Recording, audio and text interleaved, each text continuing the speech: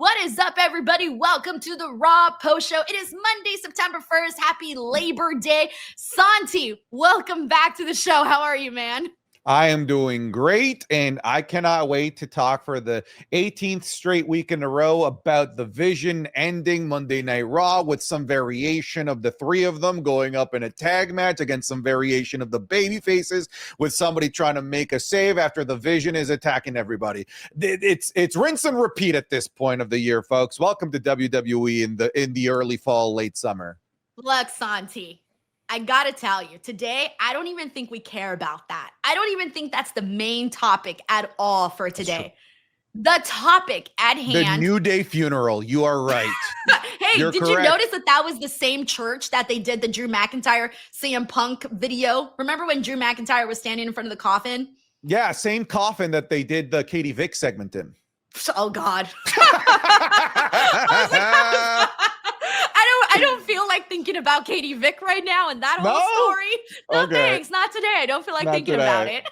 All right. So let's get into, I'm just going to start off right now. So Santi, I think that what we saw today between Becky Lynch and CM Punk may have been one of my favorite segments of WWE Raw this year. But just to get to the bottom line, they are, as of last night, everybody started wondering, hey, is AJ Lee coming in? It looks like the storyline is aligning. The stars are aligning that AJ Lee is basically set to return. However, we were still not really trying to get our hopes up.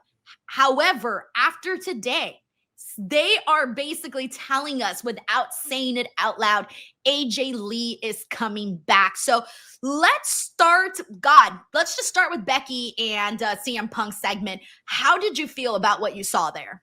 I thought it was awesome. It made me angry seeing CM Punk having to hold back the way that he was because he got bitched out. He got clowned out of that building. Oh my God. There was nothing for him to do aside from the obvious GTS Becky, but he wasn't going to do that. So all he could do was just take the verbal ass whooping that he got from Becky Lynch there on his way out, shamelessly having to walk to the back with every step Becky Lynch saying some other awful thing about his ball sweat.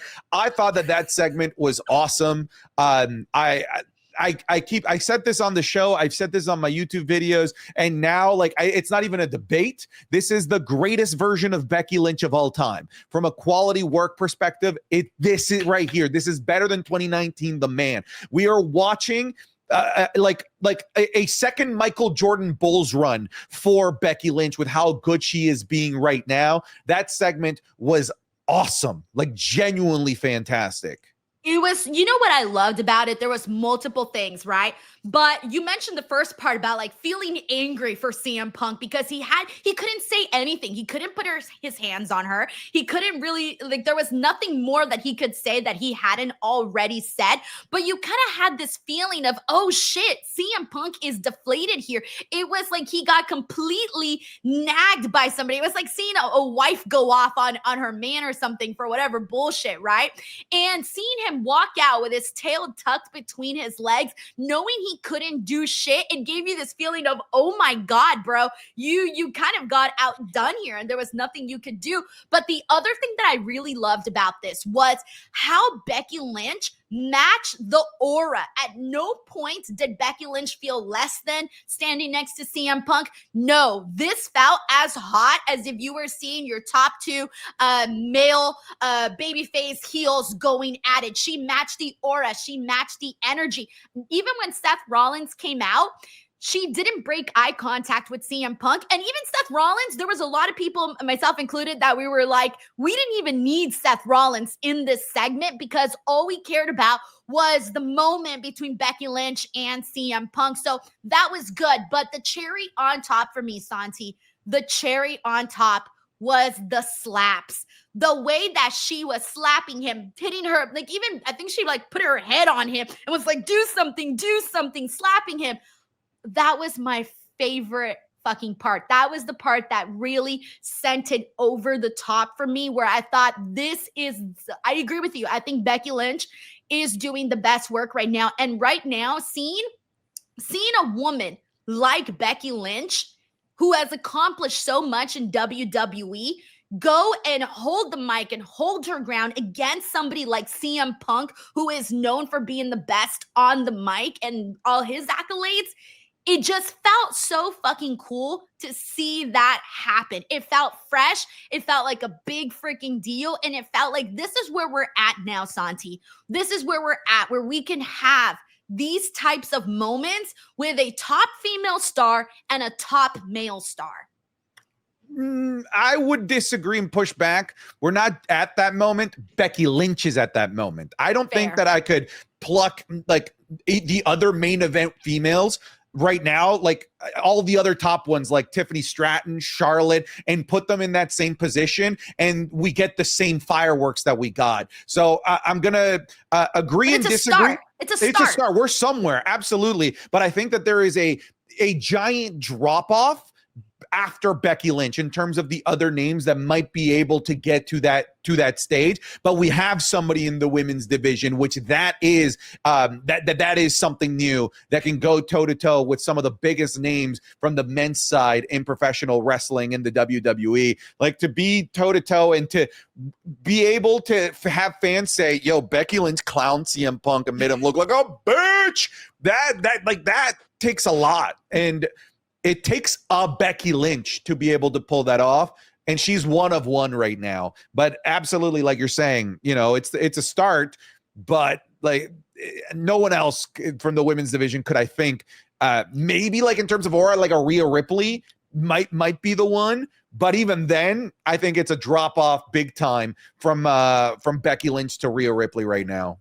Yeah, Rhea Ripley was the other name that I was thinking about right now, of somebody that I can see in a situation like that with somebody, if the story was right here. Yeah. But Becky, this could not have come at a better time in her career. Just when some people thought, oh, we've seen it all with Becky Lynch, and she's taking all of these moments, and this happened following a time when Becky Lynch was getting possibly some of the most criticism she had ever gotten. And so many people were like even starting to turn on Becky Lynch. And now she basically said, there is still more to me that I can offer and that I can bring to the company. And I thought this was just amazing, like literally hands down. I'm so excited. But now let's get to the AJ Lee portion of this. So what I love about this, Santi, is that this is very similar to how they brought CM Punk back in AEW. Because if you recall, they never actually promoted CM Punk, but everybody knew CM Punk was going to be making his return to wrestling. And today, Adam Pearce and CM Punk had this backstage segment after the fallout from Becky Lynch. And he basically said, like, hey, man, like, you know, where's the show going to be at, on Friday? And he's like, hey, this is going to be in Chicago. And he goes, all right, cool. Moves on.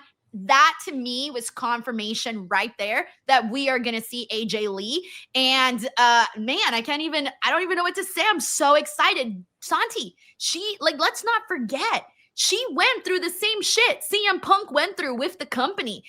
She went through all of the drama. She went through everything. You know, she left. She was burnt out. Much history. Her husband got fired on her wedding day. We only ever talk about Punk's wedding day, but it was also her wedding day. Exactly. So all of that is just such a big deal that, 10 years have gone by. So much has happened in the women's division since she was there. And now she's looking like she's coming back. What do you hope for? What do you expect? And what's your level of excitement? My level of excitement is through the roof. It's at the point right now, if it's not AJ Lee, what the fuck? If it's anybody else, what the fuck? If it's Nikki Bella, oh, what the fuck? Even if it's Rhea Ripley, what the fuck? No, you have set this up in a way where if it's not AJ Lee, this is a dud. It has to be 100% unequivocally, without a singular shadow of a doubt, AJ Lee. Anybody else is a massive disappointment. Look, I'm not saying that because Becky Lynch is now with Seth Rollins, it automatically means we need to bring AJ Lee into the equation. No, but all the other stuff, yes. Now it's Becky and Seth. Becky cost CM Punk. Seth Rollins saying, I hate your family. This segment that we had today, it has to be AJ Lee. Who else lives in Chicago? AJ Lee. If it's not AJ Lee, I'm not interested. As simple as that. Yeah, no, if for example, they don't deliver on AJ Lee, like the fans do have the right, I think, to be pissed off here, because when you plant the seeds and you basically set it all up for everyone to be like, okay, this is the obvious thing that's happening, you gotta deliver on that, man. If she doesn't show up, this is gonna be like The Rock not showing up at WrestleMania. Like that kind of feeling of we were expecting this and then this didn't happen. So I firmly believe that she is coming. I don't think that I would hope that WWE wouldn't do all this for them not to deliver on AJ. And here's the thing, though, is that I'm curious if she does come back. Do you think this is just for the storyline, or do you think she'll actually stick around and maybe have a couple of matches, maybe a little run? I would imagine it's a one-off. That's what my gut feeling is telling me right now, that it is for this big storyline, and that it isn't like a full-fledged run with feuds with other people. I think it's just going to be for this, unless maybe they make a huge match later down the line with, as the feud continues, of AJ Lee versus Becky Lynch for the Intercontinental Championship. Then we're talking about something different. But I do think it's a one-off. That's what my gut's telling me right now. I'm wondering when this moment was officially decided upon, because AJ Lee has had the opportunity, if she wanted to return a long time ago. She could have returned when CM Punk returned to AEW, when he returned to wrestling. She didn't. She could have returned the second that CM Punk came back to WWE. She didn't. Now, of course, this is most likely going to be happening at WrestlePalooza. So what I'm wondering is how much time went by, or how much time ago did they decide that AJ Lee was going to come back? Was this hey, we got an ESPN deal. What can we do? Let's reach out to AJ Lee.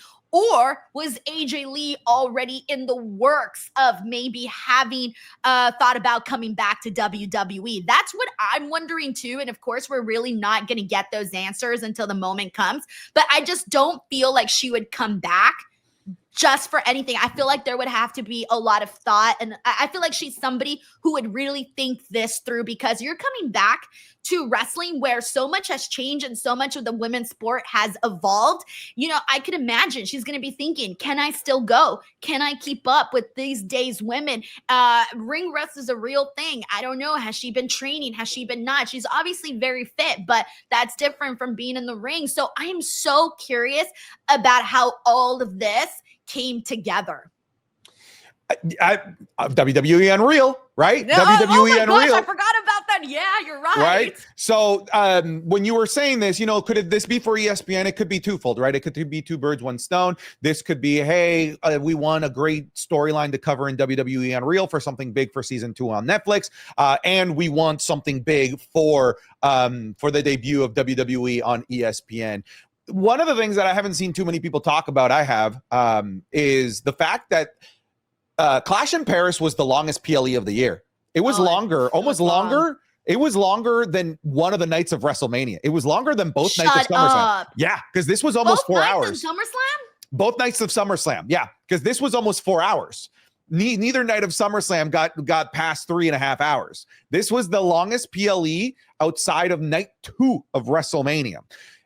And to me, I'm wondering, was that them testing the waters for longer run times for their PLEs on ESPN? Because you're going to have to justify a way to like tell people with a straight face that we're going to charge you 4 times more than what you're currently paying right now. Maybe the way that they do that is bigger shows, longer shows, bigger stages like we had at Clash in Paris, big matches like AJ Lee returning here. I do think that WrestlePalooza is going to be a massive show. I think that they're going to make this into a little mini WrestleMania as a way to kick things off on ESPN. Santi, weren't you originally going to go to All Out? Have your plans changed? Yes, of course, they have changed. I can't, in good conscience, as somebody that covers WWE, not cover WrestlePalooza. So I won't be figured as much. Yeah, I figured that would happen, because like it's just crazy. But I did not like the length of Clash in Paris.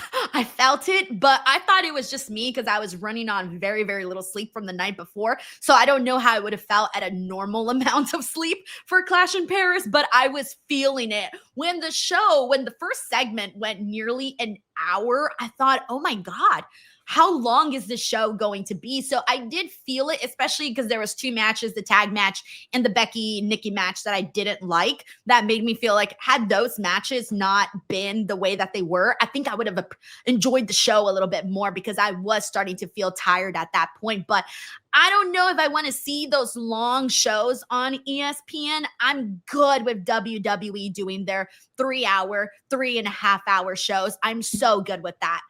Do you want them to do? Are you okay if they started to do these long hours for the PLEs? I mean, it's for me, like from a business perspective, sure. I guess longer shows means more time being live, which is good for the business. But from a fan perspective, I think 4 hours is okay. I think it's fine. If you're an AEW fan, this is small potatoes because you're used to 9 hours. Yeah, that's true. Oh my gosh, yeah. But you got to find a way to justify the big price increase for the American fan base. And I think that just a longer runway PLE is going to be the way. Maybe it's just not necessarily 4+ hours. Maybe it's just, hey, we're going to find a way to put in 6-7 matches on every card moving forward.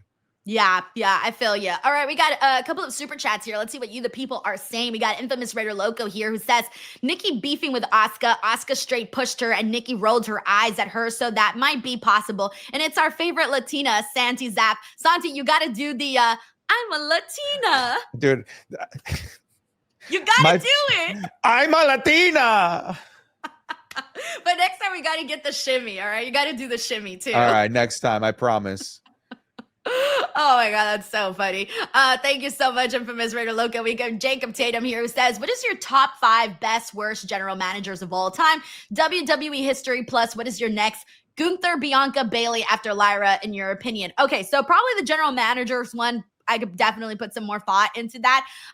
Just to throw out some names, I like Teddy Long. He was so funny. He probably wouldn't be my favorite. I don't know if I have a favorite. Just some people that stick out to me. I enjoyed Eric Bischoff for the time that he was there doing that. I didn't mind him either. I liked Kurt Angle there for the brief time that he did that. Who am I forgetting? Worst general manager? There's been times where I haven't liked Adam Pearce. I'll tell you that much. There's been times where I'm just like, nah, bro, we're not seeing eye to eye here. I'm an Eric Bischoff guy. He was good. Yeah, I liked Eric Bischoff. And then he says, WWE history plus, what is next for Gunther, Bianca, Bailey after Lyra, in your opinion? For Bailey. Okay. Gunther, I don't know right now. I can't think. Bianca, damn, they could really go any direction there. Honestly, for me, there are not some really obvious ones of what I would like to see. I know some people still want to see Gunther and John Cena. Don't know that that's actually happening. Bianca could really just do just about anything at this point. So I don't really know that there's anything that really sticks out to me. Santi, is there an obvious one for you that I'm not seeing? Well, I think Bianca might just be, it would have been Naomi, but I think now it's probably going to be going to Friday Night SmackDown because they need help over there in terms of the main event scene. It's struggling. We got to get Jordynne Grace up, man. She needs to be on that main roster soon. I mean, we thought it was going to happen a while ago, but I think now's the time. Now would be perfect to get Jordynne Grace up there. We got Perfect Plex. Thank you so much, Jacob. We got Perfect Plex here who says, if it was Dynamite, Hangman would have powerbombed Shafir on the table. Look, Marina Shafir kind of was like, really, really pushing for it. And the moment Hangman actually got Marina, everybody was like, yeah. So I don't know, guys. Different companies, different things. Thank you so much. We got JJ Castillo here who says, I will get goosebumps with Seth, Becky, Punk, and AJ are in the same ring, a dream mixed tag team, and their promos will be fire if it happens. Well, based off what we saw today, Santi, I feel like this is a clear yes, their promos will be fire. Oh my God, yeah. If that's promo 1, we're in for, because I feel like we haven't been able to find a feud that comes even close to touching the heels of how good Punk and McIntyre was. So far, in the past 12 months, this could be it. This could be the one. Yeah, sorry, Seth. It's going to be Becky. We got Mr. Diamond Money 27 who says, I don't think AJ Lee is coming back to WWE. Mr. Diamond Money, I think she is. Yeah, definitely think she is. Jacob Tatum, thank you for the super chat. Jacob Tatum here says, when will Rhea Ripley win the title again? I think right now there's, we got to get Stephanie out there. She's doing her thing. They have, oh, by the way, we got an update on that. Stephanie and Io Sky are going to have their match together at Clash in Paris. I'm sorry, not Clash in Paris, WrestlePalooza. WrestlePalooza for the title. That's pretty much what we were expecting at that point by the time it wasn't happening at Clash in Paris. Santi, I know you brought it up last week that it was happening at WrestlePalooza. How do you feel justified at the moment that you were like, yep, WrestlePalooza, it's happening? Yeah, it was so clear as day. I even pointed it out in the live stream because Adam Pearce made it sound like he needed to solve the world equation to figure out how to get a match for Stephanie Vaquer. And what does he do? He picks the one that literally everybody's like, oh, just fucking do that, right? Just fucking do that. So like it was so clear that it wasn't a matter of we can't get Stephanie Vaquer on Clash in Paris. It's a matter of we didn't want to. It's as simple as that. Yeah. They didn't need to do the whole in 1 week. Let me think about it. No, yeah, what do you need to fucking think about, bro? You basically, you said, let me come back in a week with an answer. And then you come back. After giving it much thought, I have indeed concluded that 2 + 2 does indeed equal 4. Wow, great. Thanks, Adam Pearce, you bum. You see, now I feel more justified in saying that sometimes me and Adam Pearce, we don't see eye to eye. That was a recent example right there, man. Thank you so much, Jacob Tatum. And with that being said, I do want to talk about Rhea Ripley, Asuka, Io Sky. Yo, Asuka is fucking funny right now. The way that she's acting and how she's being so rude to Io Sky. She reminds me, Santi, of those like evil lady coworkers that are like talking shit behind everybody's back and all of that. That's what Asuka reminds me of right now. But also, holy cow, the reactions that Io, Kairi, and Asuka got here today. Fantastic.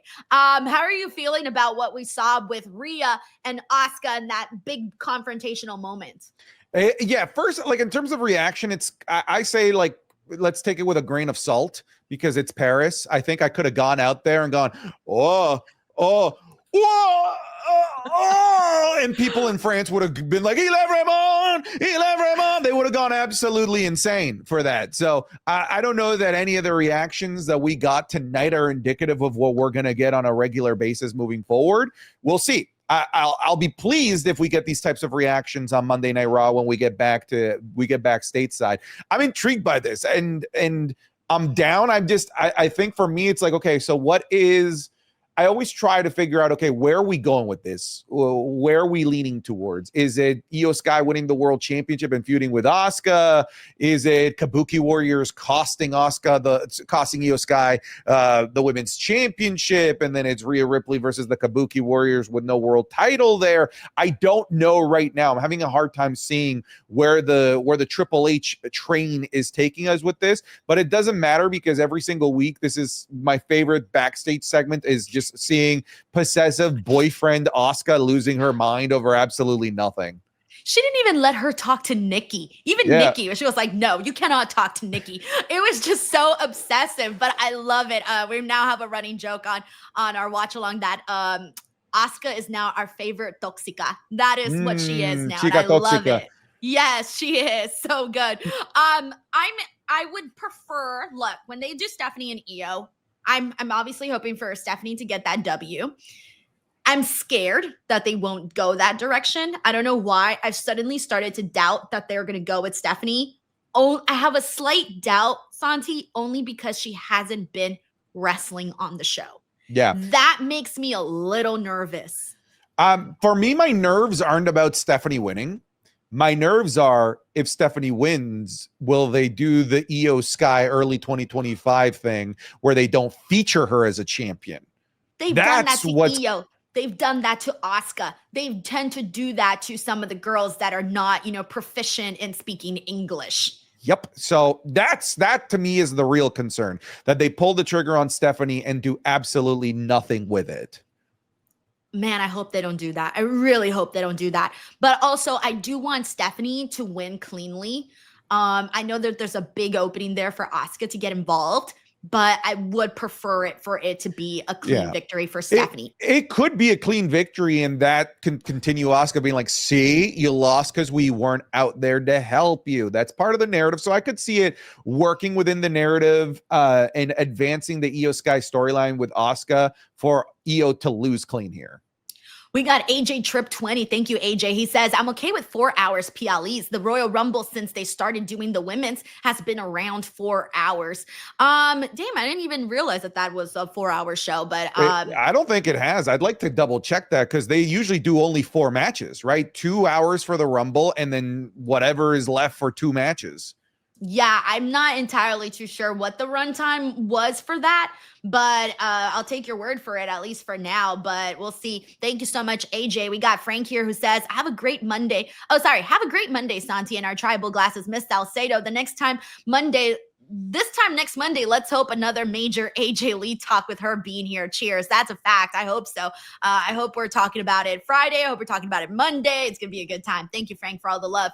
We got Daniel right here. Thank you so much, Daniel. He says the Bronze should win the tag titles and build momentum and mic time. A perfect chance with Heyman ridden off and Seth and Becky teaming up. I 100% agree with this, Daniel. When I saw that Paul wasn't out there and was selling everything, being choked out by Roman Reigns, I was happy because I want to hear Braun and Bronson on the mic. I think a lot of the times Paul Heyman does take some of that shine away, and I want to hear what they have to say. But we did get an opening segment that included a confrontation with LA Knight and Jey Uso, and then this led to a confrontation with them and Braun and Bronson that then led to a tag team match. Santi, I feel so bad because by the time we got to the tag team match, I didn't care. I was so caught up in what happened with Becky and Punk that I couldn't get myself to get locked into this main event. I felt so bad. I was like, I'm ready for the show to end. I want to hop on the post show and talk about what we just saw.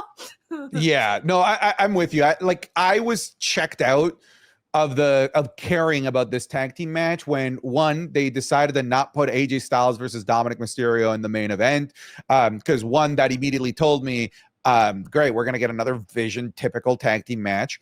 And two, it told me that the match between AJ and Dom wasn't gonna be great. Like it wasn't gonna have a main event type ending if they're not willing to put it in the main event. Yeah, I'm with you on that one too. Now, here's kind of okay. I'm going to bring something up, and if I'm wrong, please do not shit on me, okay? Look, I am not.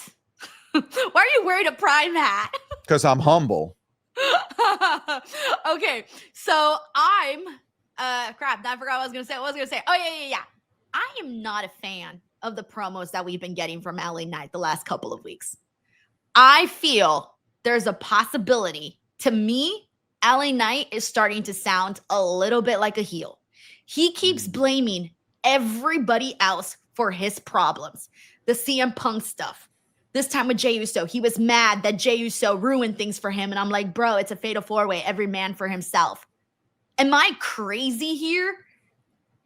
I don't think so. What is happening? There were people in my chat suggesting the possibility of LA Knight maybe being a heel, maybe turning heel. And actually, and I started kind of buying into it when it was announced that this was going to main event over the IC title, because I was like, something big might actually happen in the main event here if it's bigger than the IC title and the crazy crowd here. And people were thinking maybe it's LA Knight turning heel, attacking Jey Uso post-match or whatever.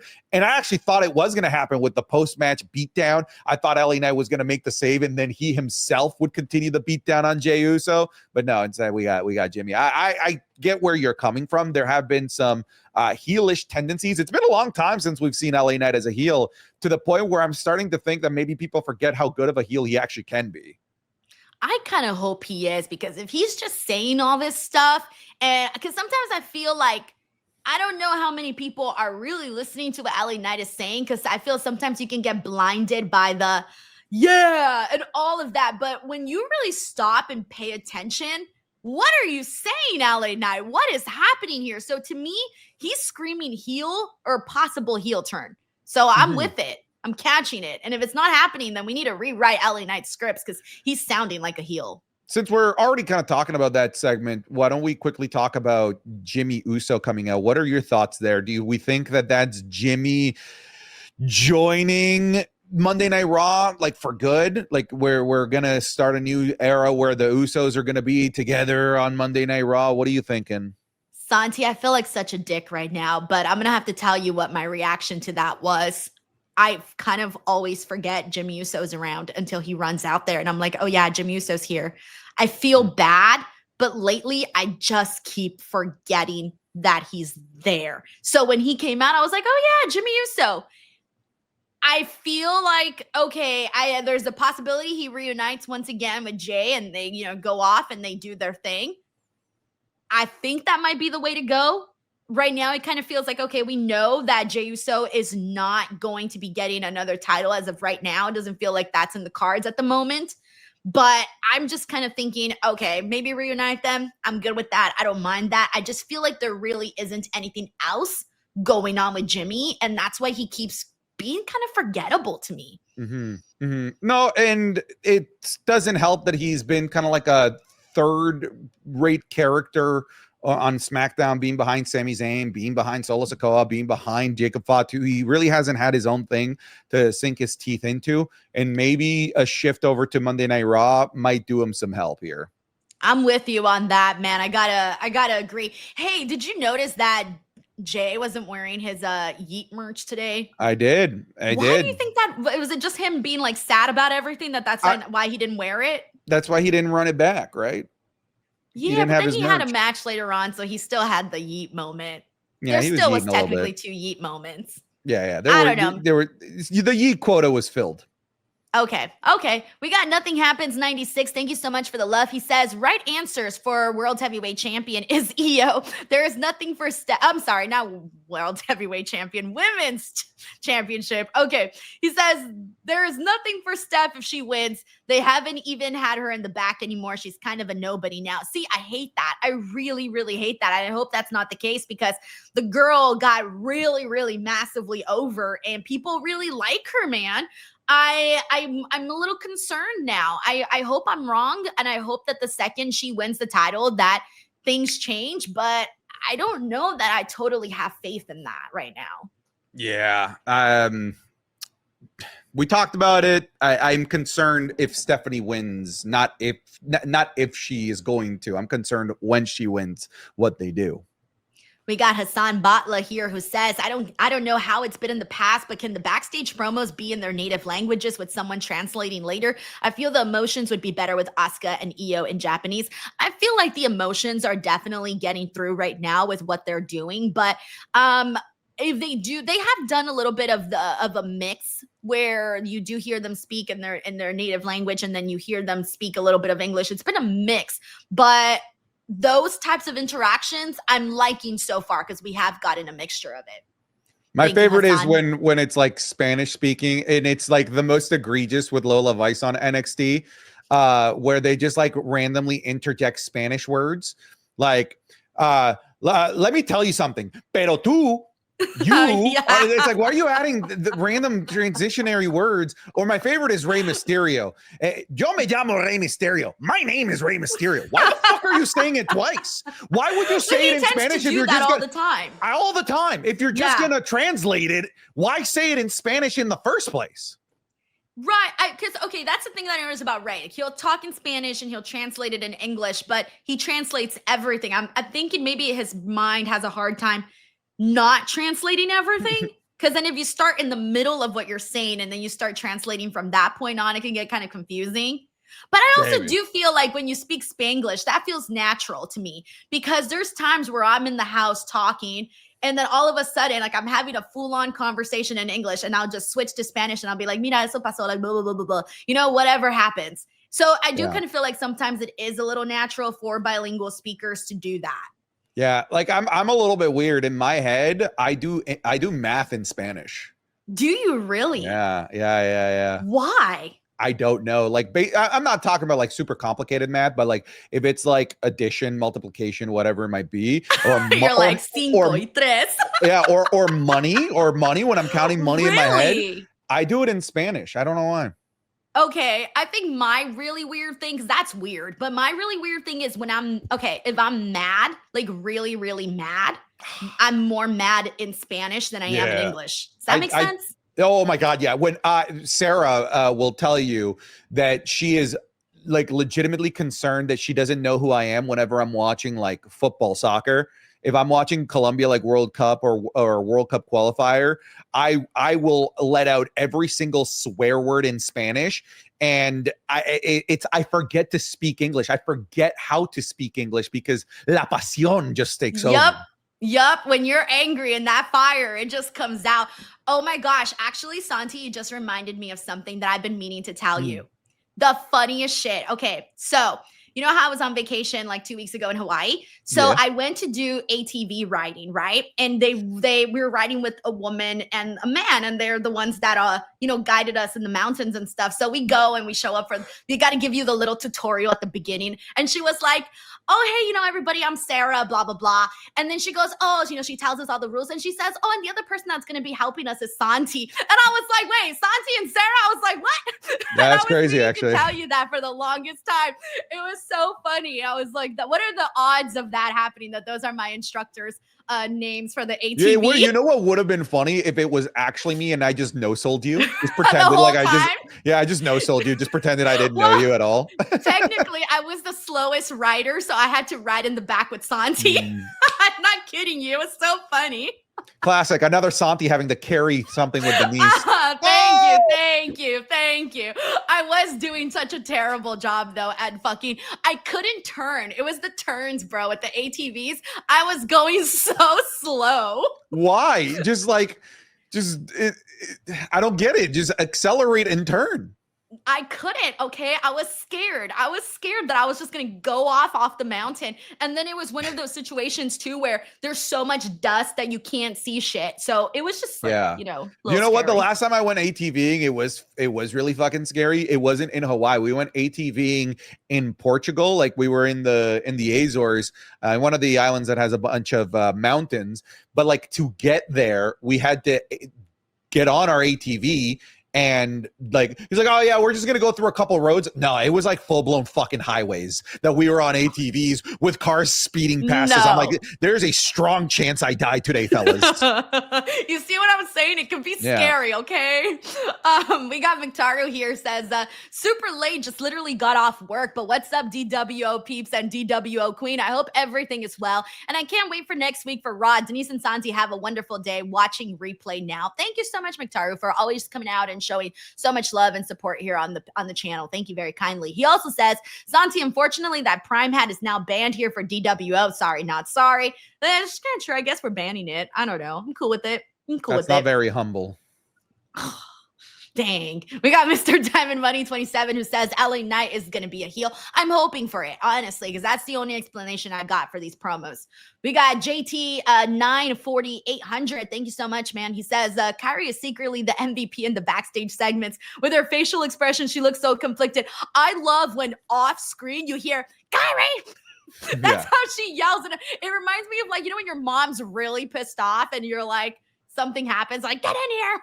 That's exactly what Asuka's doing right now. Thank you, JT. We got AJ Tripp here who says, I went back and checked my claim from Peacock. Royal Rumble 2025 was 4 hours and 16 minutes. MRR. Oh, sorry. Royal Rumble 2024 was 3 hours and 56 minutes. Royal Rumble 2023 was 4 hours and 16 minutes. Royal Rumble 2022 was 3 hours and 50 minutes. Royal Rumble 2021 was 3 hours and 35 minutes. Royal Rumble 2020, all right, 4 he hours showed and me 6 up. minutes.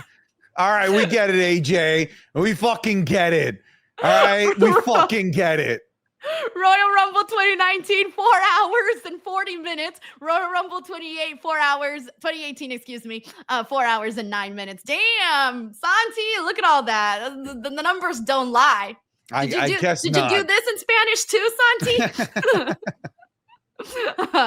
So funny. Thank you, AJ. Perfect Plex here says, I'm afraid LA is losing momentum. Oh, sorry, LA Knight is losing momentum. They need to elevate him to the top division. I don't blame Triple H for not pushing LA Knight. In the back of his mind, he might think LA Knight is another Jay. I don't know, man. From Unreal, it looked like Triple H really believed in Jay from what we saw. So I think they had faith in there. Thank you so much, Perfect Plex. We got JJ Castillo here who says, only 8 appearances left of John Cena. His match with Logan was so great. I'm not ready for his last match, but let's enjoy these final 8 dates. So yeah, man, it's happening all so quickly. That's what I was also thinking about for this Friday. That Chicago crowd's going to go through a lot, Santi. They're going to have the emotions of an AJ Lee return and then the emotions of the last time that they're going to see John Cena in Chicago. I It's a know lot. what they're usually mean to Cena, so we'll see if they're nice in Chicago to Cena. We'll see. We got Jeff Wirtz here who says, my bank called me this morning and said I had multiple transactions with this account yesterday and were worried it was a scam. I'm like, hell no, Denise is the best. Yo, that's happened to a couple of people. They've told me that like their bank like will stop letting them send super chats or anything like that because they think it's a scam. So yeah, that does happen, Jeff. Thank you so much for the support, man. It really means a lot. We got John Taylor here. By the way, who this has happened to, John Taylor. He says, plot twist, Denise also had to wait like 15 minutes for ATV trainer Santi to get done streaming on Twitch. Always gotta wait. Yo, that's so funny. Thank you, John Taylor, for the support, man. All right, let me just kind of, the other thing that I do want to touch on was the magical moment of, I know, Santi, you were really upset that this match wasn't at Clash in Paris. AJ Styles and Dominic Mysterio. Damn, how did you feel seeing AJ Styles get that really incredible reception? Oh, it was just amazing. Like the 5 minutes, because they did it for like 2 minutes and then they go to commercial and all 3 minutes they're singing. It really was a thing of beauty. It genuinely was. You know, I was with it, man. The ending was kind of blah, though, getting Al Grande Americano involved. It just felt so like dull. Like I had a feeling that they weren't going to go with AJ, but I at least thought, at least have the ending feel like a big finish. And it didn't feel like that. It fell so flat and the crowd didn't react. Like they didn't give a shit at that point. I agree. We also had Finn Balor versus Dragon Lee. Finn for the win. Fun match. I was hoping for it. I was hoping when I saw him, like, oh, Dragon Lee. To me, Dragon Lee is constantly the hidden gem of Raw, where you can throw him out there, have a good match with just about anybody, and you have a good time. Yeah, no, I agree. And to the surprise of absolutely nobody, they put on an absolute heater of a match. I thought it was great. Cool seeing Finn Balor getting some wins. I once again question what the hell are our tag team champions having singles matches with single stars. What the fuck is going on with that division? But hey, at least we're getting good matches out of it, because JD McDonough had a fun match last week. Then here we have Finn Balor having a great match this week as well. I'm with you. I want to see a little bit more with that tag team division, but that is our show, ladies and gents, for today. An early Raw, but a good time. I think this is the last early Raw, right? That's it. It is, but now Raws, I think from mid-month on are going to start at 7 p.m. Eastern. 4 o'clock my time. Okay, 4 o'clock your time. Yeah. They don't want that smoke for Monday Night Football, so they're moving early.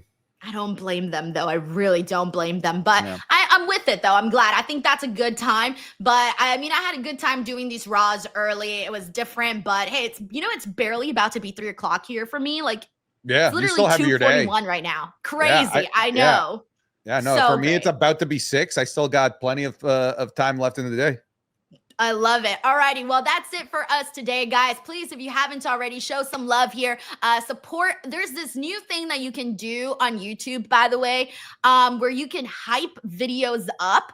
If you guys are enjoying what you're seeing here, please hype the video up. It maybe will help the channel and everything grow and more people get to see the podcast. So do that. Santi, where can the people support you and check you out? You know what? I'll just tell you about the YouTube. I just posted a video like at the start of this podcast. It's up there. It's some thoughts about Clash in Paris. Tomorrow we'll be posting more thoughts about this episode of Monday Night Raw. I post daily over there. I'm literally on like a 2.5-year streak of not missing a single day. So go check it out. YouTube.com/Mr. Santi Zap. You won't regret it. You guys have no idea how hard that is, by the way. Like I go spurts and then I stop and then spurts again and then stop. So 2 years and a half daily videos is like crazy. I'm trying to, my goal is to stop doing daily videos when I surpass Roman's championship reign in terms of days. That's like 1,000 something. Yeah, 1,316 days, I think. That's so how many days is it for you right now? I don't know. It's 3 and a bit years that I got to do it.